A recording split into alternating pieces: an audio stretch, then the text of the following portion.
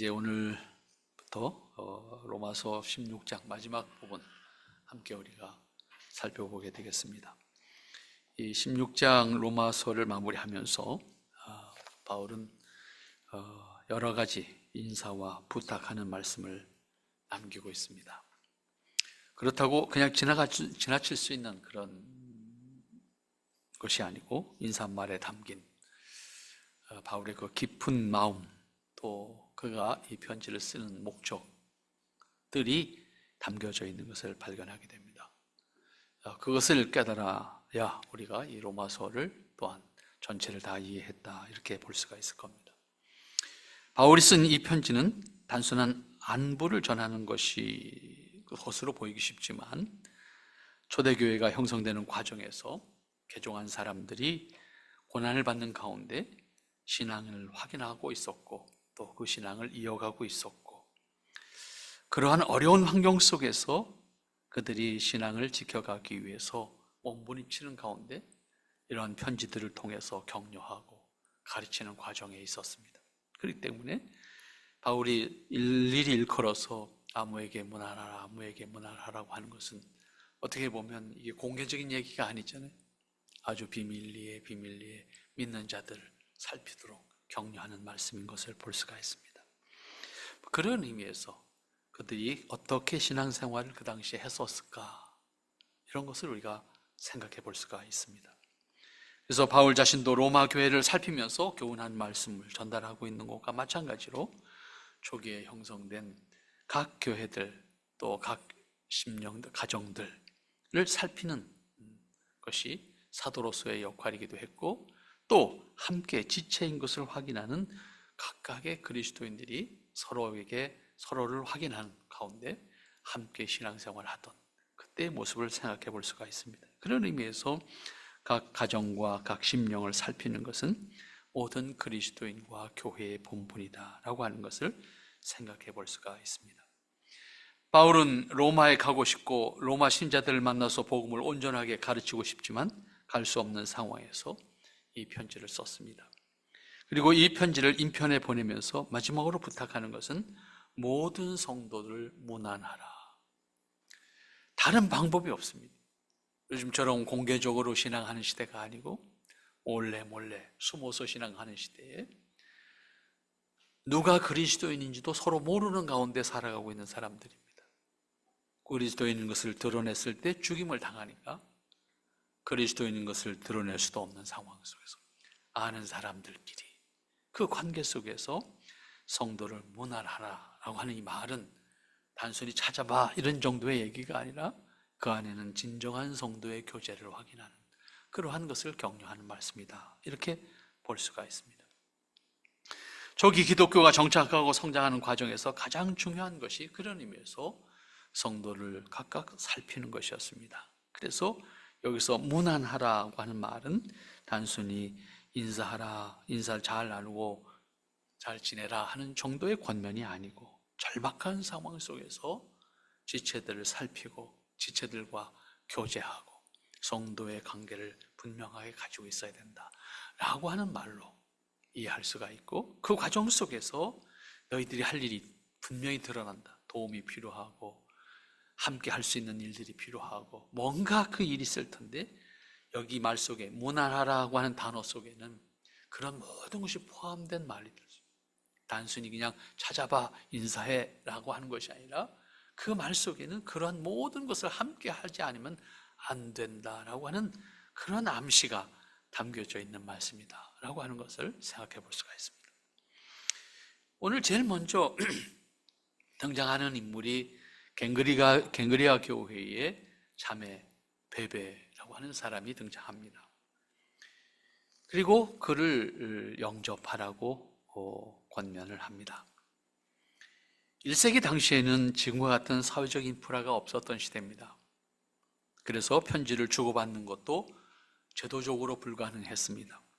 지금과 같은 우편 제도가 없었기 때문에 당연히 인편으로 편지를 주고받을 수밖에 없었습니다.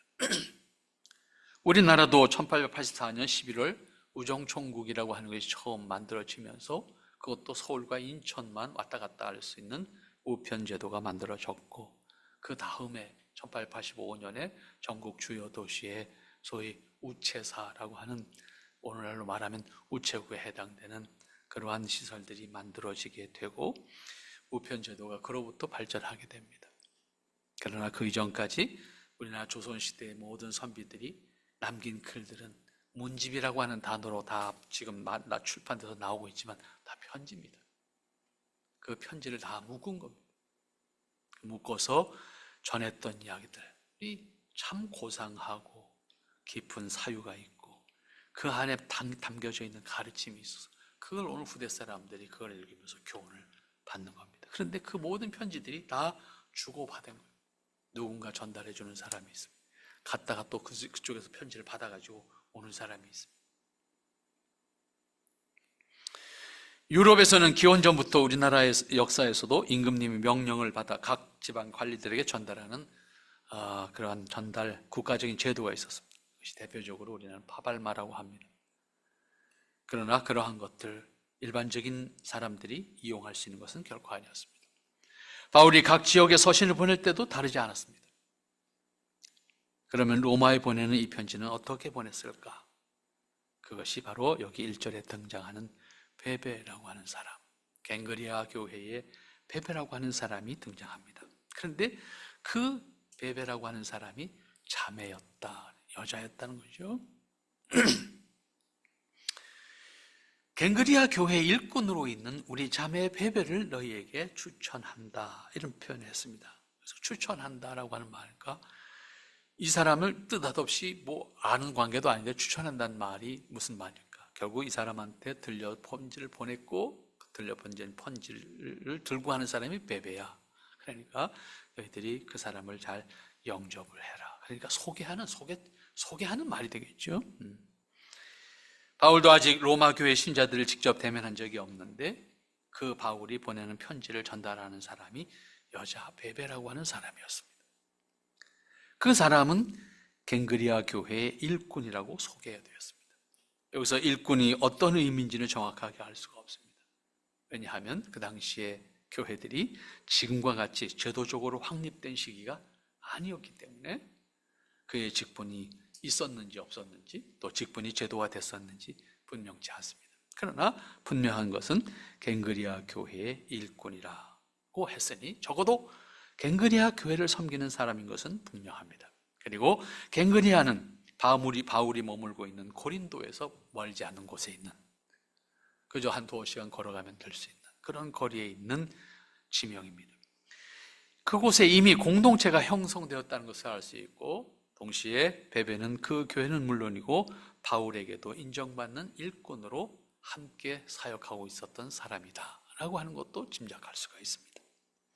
그런데 그 사람에게 이 편지를 써서 보내면서 너희는 주 안에서 성도들의 합당한 예절로 그를 영접하라, 이렇게 설명을 했습니다. 같은 나라, 같은 민족이면서도 지역이 다르다는 것으로 견제하고 시기하고 대적하는 것이 사람 관계입니다. 사실은 지금은 우리 사회에서 그런 것이 없어졌습니다만 불과 몇십 년 전만 해도 연마을하고 정월 보름날이 되면 싸웁니다. 대판 마을끼리 싸우는 행사들이 있었어요. 근데 그게 가짜로 싸우는 건데 진짜 싸움이에요. 사실은 다리 부러지고 머리 깨지는 건 보통 깨지는 거예요. 그래서 이긴 마을은 그해 잘 되고 진 마을은 뭐가 좀 문수가 안 좋다, 이런 의식들이 있었던 겁니다. 그러니까 적대적이에요.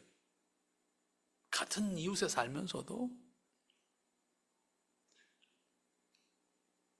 비록 로마 제국에 의해서 통치받던 시대였지만 갱그리아와 로마는 상당히 먼 거리에 있는 지방입니다. 갱그리아는 에게해라고 하는 바다에 있고, 그러니까 고린도 쪽에 있고, 로마는 아드리아해를 지나서 지중해 연안에 있습니다. 그러니까 요즘 가려고 해도 참 쉽지 않은 길입니다. 비행기를 타고 가기 전에는. 그런데 로마라고 하는 수도는 어떤 제국의 수도였습니다.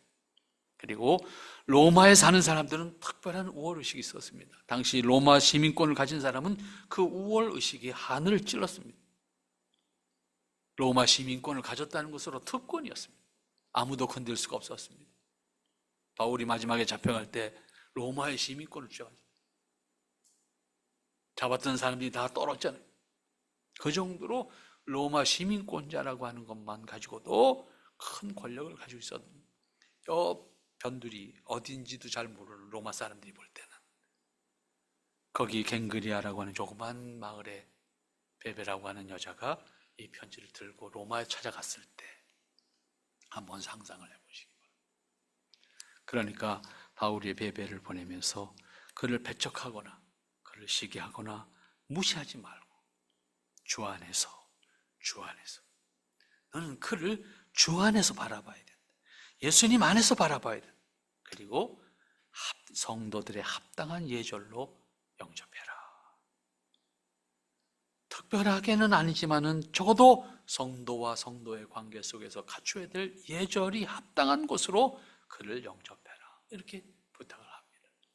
여기서 주목해야 되는 것은 주 안에서라고 하는 단어와 성도들의 합당한 예절, 적어도 성도와 성도의 관계 속에서 지켜야 될 최소한의 매너, 도리를 다해서 그를 영접해라. 사실은 남자도 가기 어려운 먼 길입니다. 그런데 여자가 거기를 갔고, 그리고 여전히 남자들이 우월의식을 가지고 있었던 그런 시대에 바울의 편지를 들고 찾아간 이 베베라고 하는 여자를 너희는 성도들의 합당한 예절로 그를 영접해라. 이런 부탁을 합니다. 주님 안에서 우리 그리스도인이 가져야 될 아주 중요한 의식입니다. 신분과 나이와 민족과 혈통과 피부를 다 넘어서 그리스도 안에서라고 하는, 주님 안에서라고 하는 것이 그리스도인의 가치관이어야 돼요. 모든 사람을 대할 때 모든 사람과의 관계 속에서 우린 주님 안에서, 그 다음에 합당한 예절로 기본적인 도리를 지킬 줄 아는 사람이 되어야 된다. 가르침이죠. 그리고 그를 기꺼이 영접해라. 그들을 맞아주라. 오늘 우리 그리스도인들이 땅에 사는 날 동안 지체들과 함께하는 과정 속에 가져야 되는 가장 기본적인 원리를 가르쳐 주는 겁니다. 우리는 모든 것을 그리스도 안에서 생각해야 되고, 모든 사람을 대함에 있어서는 성도들의 합당, 그리스도인으로서 합당한 예절, 합당한 매너를 통해서 대해야 되고, 그리고 그를 기꺼이 맞이할 수 있는 자세를 가져라. 점점 우리 사회는 이제 고립된 사회가 됩니다. 이웃이 없습니다. 친족도 멀어집니다. 자기 스스로의 삶의 구현 속에 빠져들어요. 우리 문화가 점점 발전하는 것이 사실은 고립되는 문화로 발전합니다. 물론 그것을 넘어서서 소위 사이버 세계를 통해서 혹은 그러한 방법을 통해서 관계를 가지기도 하지만 실제적인 삶, 부딪히는 삶의 과정 속에서는 점점 고립된 삶을 자초하고 있습니다. 이 과정 속에 더욱 필요해지는 것이 바로 이 부분입니다. 그리스도 안에서 성도들의 합당한 예절로 서로 영접할 수 있는 관계, 점점 이뤄가고 있습니다. 우리가 분명히 기억해야 될 것은 그런 의미에서 형제도 친척도 그리고 그리스도 안에 있는 지체들과의 관계 속에서 서로를 영접하고 적어도 기본적인 도리를 통해서 함께 할 수 있는 관계를 확인해 볼 수가 있을 겁니다. 우리는 베베를 보내면서 로마 교회에 부탁하는 이 바울의 부탁을 마음에 새기면서 우리가 살아가는 현실 속에서도 함께 할 수 있는 의식이 우리에게 준비되어야 될 것이라고 생각합니다. 그 다음 2절 말씀에 가서 보면 그 이유를 특별히 설명합니다. 너는 주 안에서 성도들의 합당한 예절로 그를 영접하고 무엇이든지 그에게 소용되는 바를 도와줄지니 이는 그가 여러 사람과 나의 보호자가 되었습니다. 베베라고 하는 사람이 어떠한 일을 했었는지를 암시할 수 있는 말씀이 여러 사람과 나의 보호자가 되었다, 이런 표현이었습니다. 여러 사람과 나의 보호자가 되었다. 결국 베베를 로마 교회에 보내면서 바울이 요청하는 것은 오늘날 교회가 깊이 생각하고 받아들여야 하고 또 감당해야 되는 사명까지 담긴 표현이 아닐까 생각합니다. 여자의 몸으로 멀고 험한 바다를 건너서 로마까지 가는 여정이 결코 쉽지 않았을 것이 분명합니다. 지금과 같이 배가 좋았던 시대도 아니었고 다른 교통수단이 있었던 것도 아니었습니다. 그런데 편지 한 장을 들고 로마에 가겠다고 나선 베베를 한번 상상해 보시기 바랍니다. 그렇다고 서로 잘 아는 사이도 아닙니다. 전혀 알지 못하는 사람으로서 로마에 도착해서 그녀가 경험하게 되는 것은 상상조차 어려운 일들일 겁니다.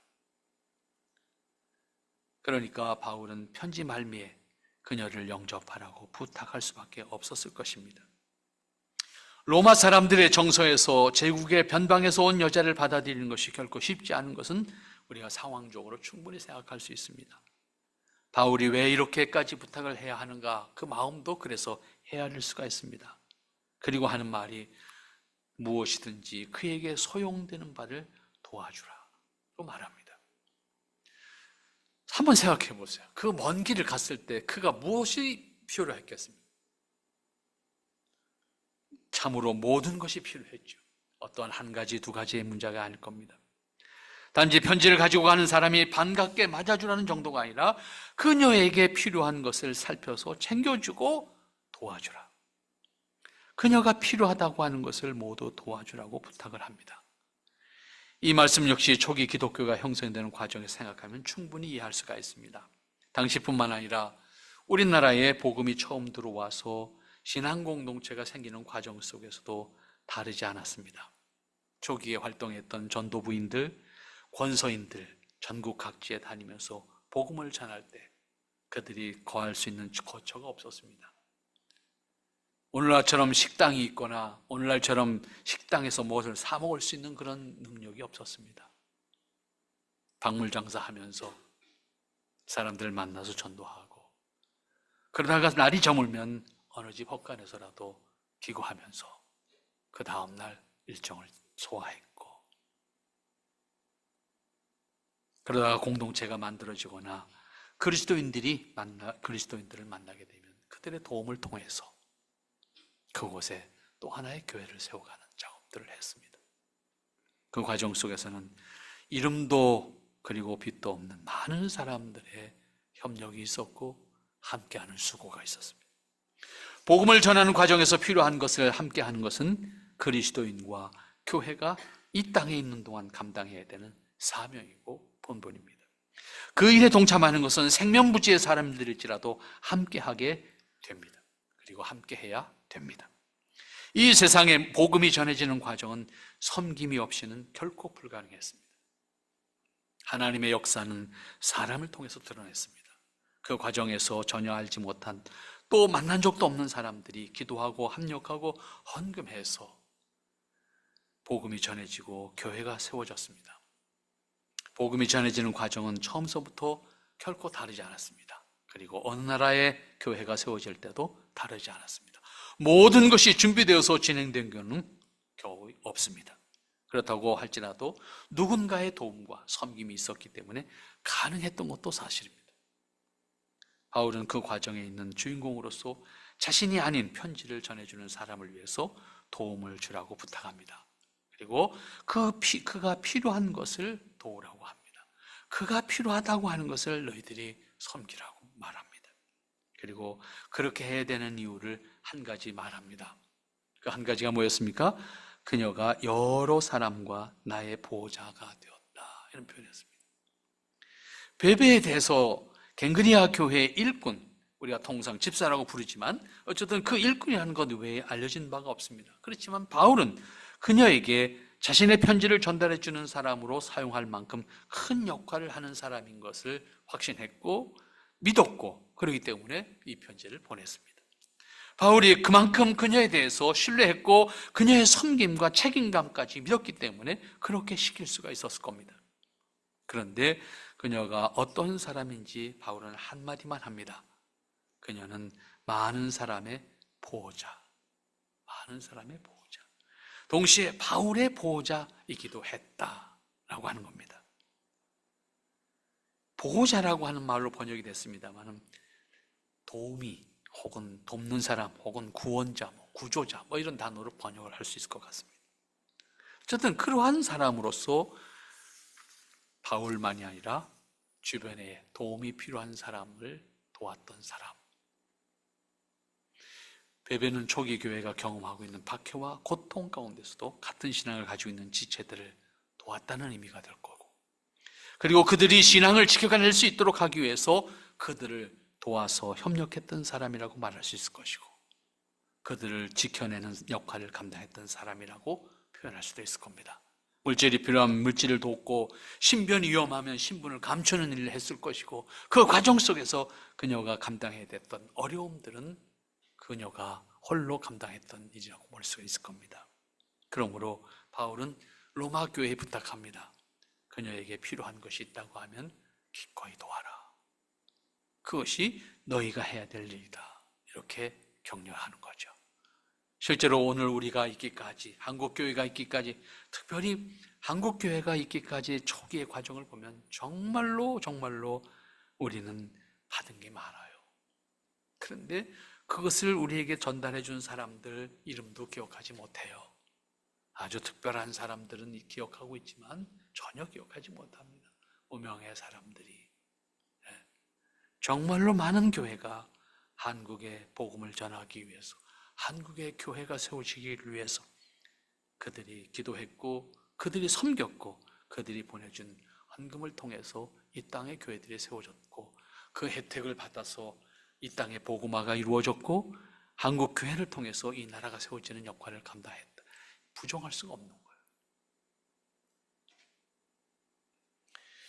그런 의미에서 첫 번째 소개한 사람이 베베라고 하는 사람입니다. 그 다음 두 번째로 등장하는 사람이 여기 브리스가, 옛 번역에는 브리스길라라고 번역되어 있습니다만 브리스가와 아굴라, 이 두 사람이 등장을 합니다. 16장에서 바울이 문안할 것을 요청하는 사람이 총 27명이 등장합니다. 그런데 그 중에 10명이 여자입니다. 그리고 10명 여자 중에서 특별히 설명하고 있는 6명이 있습니다. 이 특별한 칭찬과 문안을 요청하는 사람이 6명인데, 이 4절에 등장하는 인물은 두 번째 등장하는 사람으로서 브리스가입니다. 이 브리스가와 아굴라 부부에 대한 말씀과 함께 교훈하고자 하는 것은 우리가 바울이 이 편지를 써서 격려하고자 하는 목적에 담겨져 있는 것을 깨닫게 하는 말씀이라고 볼 수가 있겠습니다. 그리고 그들이 여기 등장하고 있는 것을 통해서 우리는 더욱 하나님의 은혜 가운데 우리가 감당해야 될 것이 무엇인가를 깨닫게 됩니다. 그러면 초기 교회에서 이들은 어떠한 사람들이었기 때문에 바울이 이렇게까지 문안을 특별히 하도록 말하고 있는가? 바울이 이렇게까지 말하는 것은 온전하게 이해하기 위해서 당시 로마 제국의 상황을 이해하는 것이 필요합니다. 또한 초기에 예수님을 믿고 개종한 사람들 대부분이 유대인들이었고, 이방인들 가운데에서 해방된 노예들이 많았고, 그리고 대부분 하층 계급의 사람들이었습니다.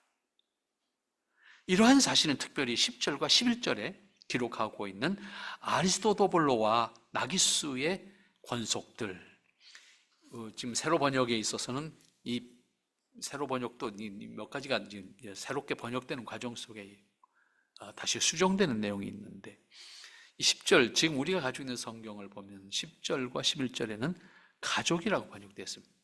11절에 보면 헤로디온에게 문안하라, 나기수의 가족, 이렇게 표현했습니다. 과거의 번역은 권속이라고 번역되었습니다. 속한 자들이란 뜻입니다. 가족이라는 식구가 아니에요. 가족이라고 번역하면 식구가 개념이 되는데, 이건 오히려 옛날 번역이 더 나은 것 같습니다. 권속이 속한 자들이라는 뜻입니다. 그에게 속한 자들, 그런 뜻입니다. 노예를 가지고 있던 사람들인 거예요. 자유를 줬어요. 그에게 속한 사람들이라는 뜻입니다. 이 두 사람에게 속한 노예에서 해방된 신분을 가진 사람들이 기독교로 개종한 자들이 많았다, 그런 의미가 됩니다. 이들에 대해서는 그 다음에 생각하기로 하고, 어쨌든 여기서 브리스가와 아굴라에게 문안하라고 하는 말씀을 살펴보도록 합니다. 바울은 이들에 대해서 특별히 문안할 것을 요청하는데, 너희는 그리스도 예수 안에서 나의 동역자라는 표현을 합니다.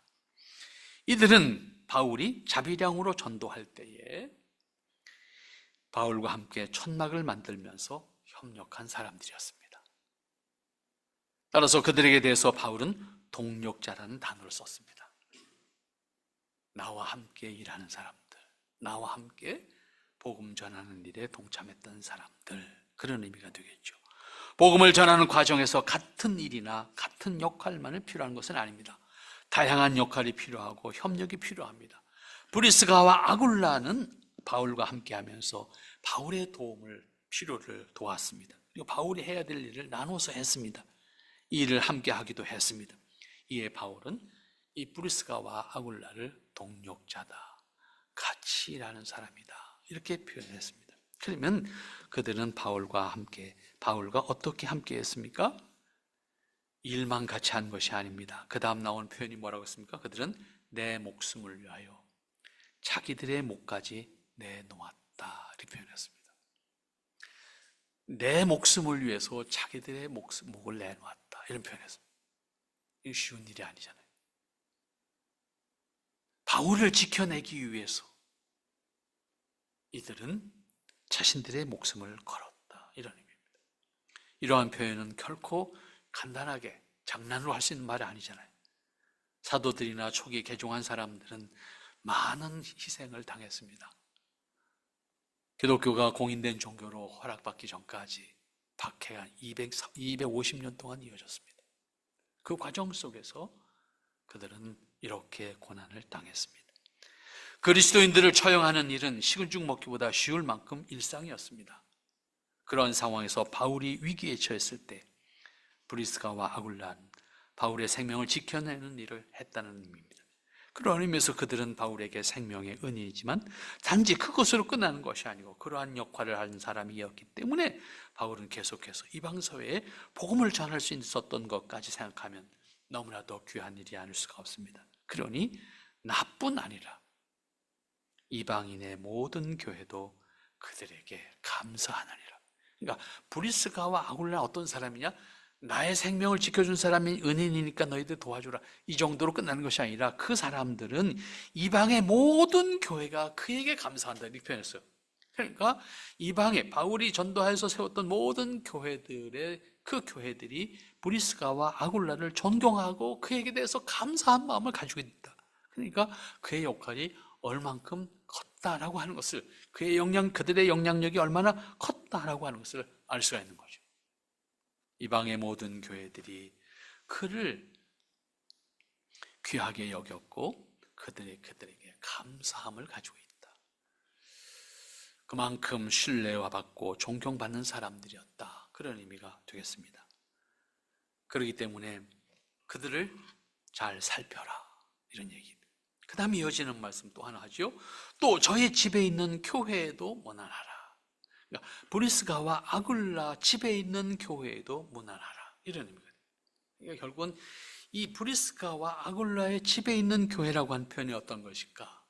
바로 이것은 초기 교회가 형성되는 과정 속에서 볼 수 있는 표현이고, 또 초기 교회가 오늘날처럼 건물이 있거나 목회자가 있었던 것이 아니라고 하는 것도 우리는 알고 있습니다. 특별히 숨어서 신앙생활을 해야 되는 그 시대에 요즘 말로 말하면 가정에서 모이는 소규모 집회들이 있었던 거죠. 그리고 그 중심에 바로 브리스가와 아굴라의 집에서도 하나의 오늘날 말하면 가정교회 개념이 있는 거죠. 기독교 신앙을 가지는 순간 박해의 대상이 되기 때문에 드러내놓고 신앙생활을 한다고 말할 수 없었습니다. 게다가 기독교 예배를 공적으로 하는 것은 전혀 불가능했기 때문에 몰래 사람들이 모르는 곳에 혹은 가정에 모여서 신앙을 지켜나가는 일을 해야 했습니다. 이러한 형태를 보고 초기 교회로 돌아가자 그래도 가정교회가 답이다, 이런 표현을 하는 사람들도 있습니다. 깝깝한 사람들. 그것은 한 가지만 생각하고 두 가지 생각하지 못하는 경우입니다. 어쨌든 중요한 것은 브리스가와 아굴라는 바울의 첫 번째 열매였고 동시에 초기 교회를 이끌고 있는 사람들이었고, 더 나아가서 바울의 전도 사역을 도우면서 바울의 생명을 지켜내는 일까지도 스스로 감당했던 사람들, 그리고 그렇게 했을 뿐만 아니라 그들의 가정을 통해서 초기 공예 공동체들을 섬기는 역할을 감당했던 사람들이었다는 겁니다. 그러니까 브리스가와 아굴라에게 문안해라. 그들과의 관계 속에서 초기 교회의 연대를 이렇게 가르쳐주는 말씀을 하고 있는 거예요. 그리고 뒤에 가면 모든 교회들 문안해라 이렇게 표현하잖아요. 결국 뭐예요? 그때 모든 교회라고 하는 것이 바울이 있는 곳이 고린도고 이건 로마인데 거리상으로 한번 보세요. 얼마나 먼 거리예요. 그런데 모든 교회에 문안하라 이런 표현합니다. 모든 그리스도인은 그리스도 안에서 하나입니다. 어떠한 의미에서도 적대관계를 가져서는 안 돼요. 물론 거기에는 잘잘못이 있을 수 있습니다.